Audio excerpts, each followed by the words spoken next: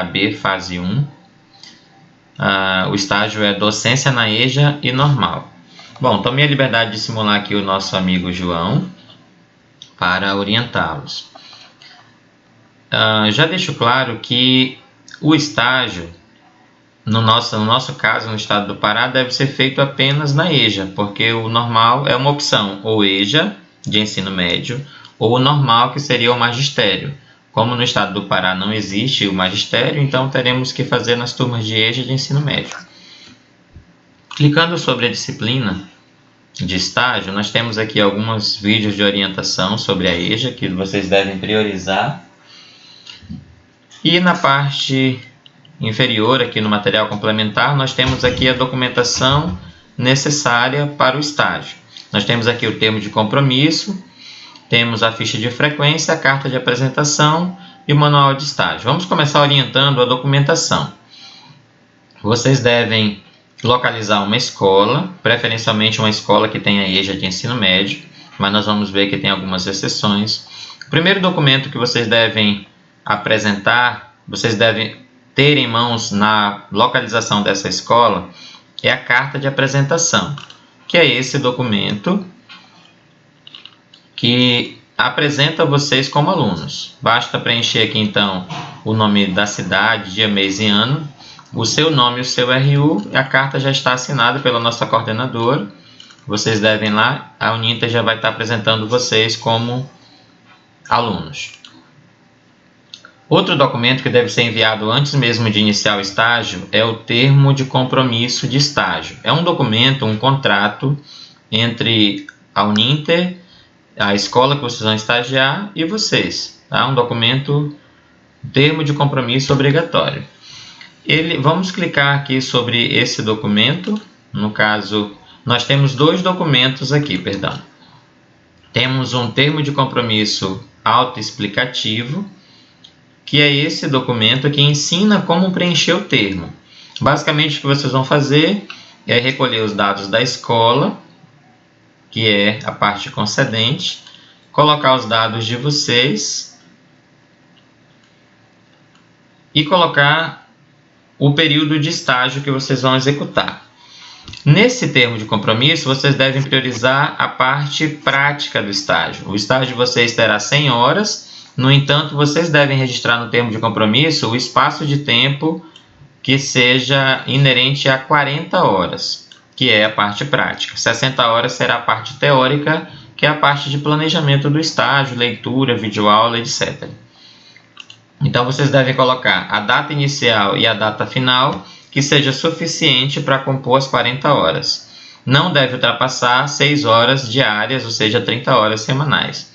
Aqui, então, o horário que compreende, por exemplo, vamos fazer estágio de 7h30 da manhã às 11h30 da manhã, fazendo 4 horas. Marcar os dias que vocês vão estagiar e aqui preencher as atividades. Ok? Então, esse simplesmente ensina como fazer. Já aqui o termo de compromisso, que é esse documento, vocês vão então digitar os dados que vocês recolheram, vão passar para esse documento, que é exatamente igual ao que eu estava orientando vocês. As atividades aqui têm exemplos no texto autoexplicativo, lá no termo autoexplicativo também. Uma vez preenchido, vocês vão imprimir em 3 vias, colocar a data e vão recolher as assinaturas apenas da parte concedente. A parte concedente é a escola. Então, o diretor ou o pedagogo da escola vão assinar aqui e carimbar para que vocês entreguem. Vocês também assinam aqui. E aqui quem vai assinar é a Uninter. Aqui também é a Uninter. Ok?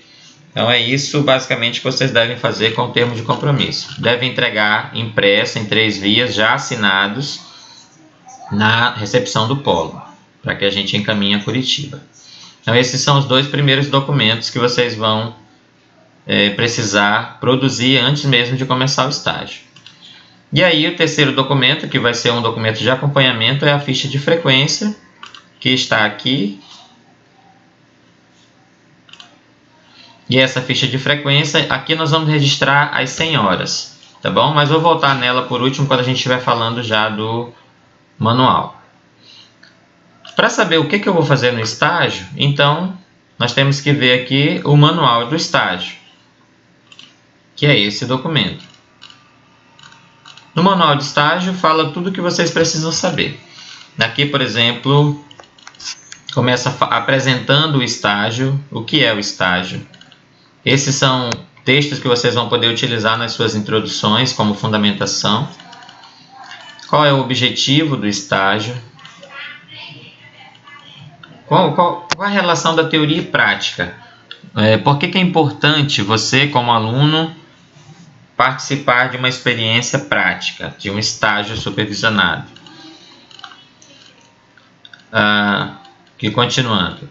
A organização do estágio, então. Aqui está ensinando basicamente como você deve localizar, então, as informações. Dizendo que o estágio pode ser realizado em grupo de até 4 pessoas, só que a ficha de frequência é individual. Pode ser enviado em primeira ou segunda chamada. Os locais para realizar o estágio. E aqui estão os locais onde a gente deve fazer. Preferencialmente, escolas públicas, privadas, que disponibilizam o curso de normal, que fosse o magistério, né, de nível médio. Essa era preferencialmente.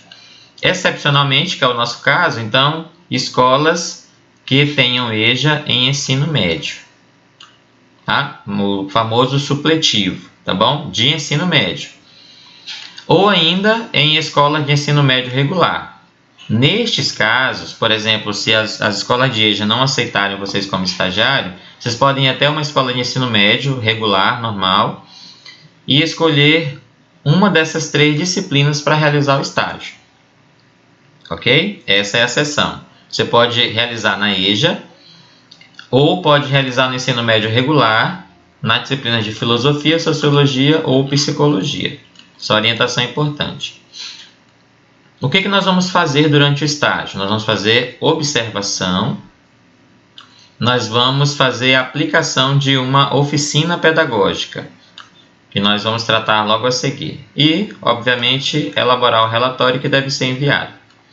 Aqui está a divisão da carga horária e nesse momento nós vamos falar sobre a ficha de frequência.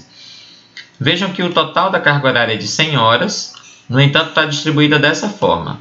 40 horas em campo e 60 horas teóricas para as demais atividades. Nessas 60 horas serão registradas então as videoaulas, as radiowebs, as leituras que vocês fazem deste manual, por exemplo, e de outros documentos que vão fundamentar o teu estágio, a elaboração da oficina pedagógica, né, que é o plano de aula, e a elaboração do relatório, entre outras coisas que você julgar necessário. Então, na ficha de frequência, nós vamos registrar dessa forma. 2 horas das 40 horas práticas, que é as horas em campo, 2 horas de atividade deve ser para a localização da escola, que é para entregar a carta de aceite, carta de apresentação, perdão, e preencher o termo de compromisso. 8 horas estão destinadas à entrevista e verificação de informações no projeto pedagógico da escola. Então, você vai precisar levantar dados, por exemplo, endereço, número de alunos, enfim, tempo, história da escola, e também vão precisar verificar qual é a concepção pedagógica da escola. Dentro do projeto político pedagógico, o que é que vocês vão encontrar essa concepção. E efetivamente de observação serão 30 horas de observação participativa. Nesse momento vocês podem participar das aulas, em atividade de planejamento também, em conselhos de classe, em reunião de professores, participar de palestra e tudo que envolver a turma que vocês estão trabalhando. E a aplicação da oficina pedagógica, que será de 4 horas. Então serão 26 horas, na verdade, de observação e 4 horas para a aplicação da oficina pedagógica. Ok? Então, voltando à ficha de frequência. Nessa ficha de frequência, então, vocês irão registrar o dia, o mês, a hora de entrada, a hora de saída, o total de horas daquele dia, por exemplo, 4 horas, E qual foi a atividade que vocês realizaram? Foi observação participativa? Foi a leitura do PPP? Foi a elaboração do relatório? Lembrem que serão registradas 100 horas aqui, ou seja, não é registrada aqui só a carga horária prática, mas sim também a carga horária teórica. A carga horária teórica, ou seja, as 60 horas, quem assina sou eu. Vocês devem levar até o polo antes de enviar para que eu possa assinar. E a carga horária prática, as 40 horas, quem assina é o pedagogo da escola. Você assina em todas as linhas. Ok? Então essa é a ficha de frequência, vocês já devem estar habituados pela primeira licenciatura. Continuando, um roteiro então na página 8, roteiro para elaboração do relatório. O que nós vamos fazer? Primeiro aqui está uma observação quanto à formatação, quanto às regras da BNT, né? Que vocês devem utilizar. E ele deve ter capa e folha de rosto. Existe o modelo lá no final desse relatório. Tem que ter um sumário, tem que ter a introdução. O que você vai escrever nessa introdução que deve ter no mínimo uma página e no máximo 2 páginas? Nessa introdução, então, você vai fazer como qualquer outra. Você vai fazer uma breve apresentação do relatório de estágio. Lá na segunda página do manual, fala sobre esse estágio, dá uma apresentação desse estágio. Então, utilizem esse momento, esse texto para baseá-los. Indica os objetivos, também está no início desse manual, falando quais são os objetivos. Justifica a importância do estágio para a sua formação profissional como acadêmico em pedagogia. Também está lá, lembra que eu falei? Relação teoria-prática. Também está no início desse manual. Claro que não é para copiar e colar, tá bom? É para vocês se basearem e redigirem o seu texto de uma maneira mais lógica. Descreva qual foi a metodologia que você utilizou no estágio e conclua dando uma ideia para o autor, aliás, para o leitor, perdão, do que a gente vai encontrar a seguir no relatório. Já no desenvolvimento, claro, a palavra desenvolvimento não existe, né? Você vai gerar um título. Deve ter no mínimo 5 páginas e no máximo 10, incluindo já o plano de aula, que nós vamos fazer no final do desenvolvimento. Então, nós vamos começar essa parte do desenvolvimento fazendo uma identificação da escola estagiada. Vocês podem utilizar a organização de acordo com o que já está descrito aqui. Por exemplo, introdução seria item 1, capítulo 1. O desenvolvimento, capítulo 2. A identificação da escola estagiada pode ser 2.1. E nesse texto você vai escrever sobre isso. Um texto corrido onde você indique a localização da escola, quais são as modalidades de ensino que ela atende, qual o número de alunos, qual o número de alunos em processo de inclusão, que são portadores de necessidade, qual o período que você realizou o estágio. Aqui tem um exemplo de texto, tá bom? Como vocês devem fazer. No item 2.2, então, concepções pedagógicas da escola. Vocês vão ler o projeto pedagógico da escola e vão identificar qual é a concepção de educação que a escola adota.